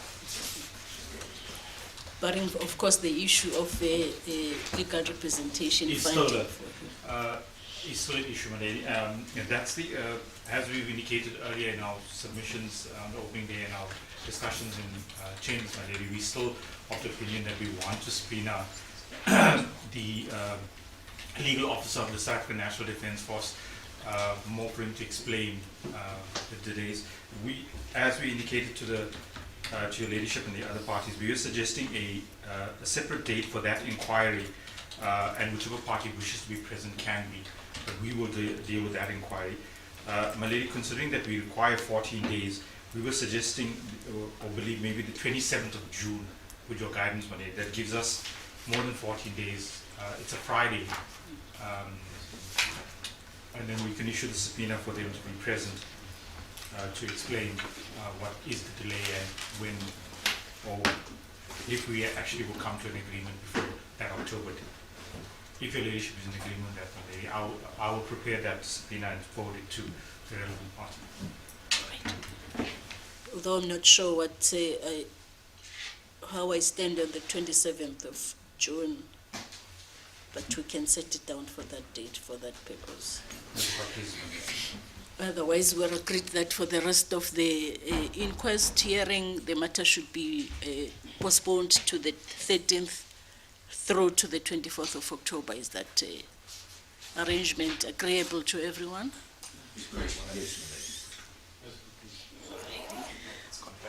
Thank you. Already we've come to the end of this session of the inquest, and it will continue now from the 13th of October through to the 24th of October, same place. The issue about the subpoena of an official from the South African Defence Force, that is a matter that we'll attend to before, hopefully on the 27th of June this year. With that, thank you to everyone. We'll meet again in October for the rest of the inquest. All right.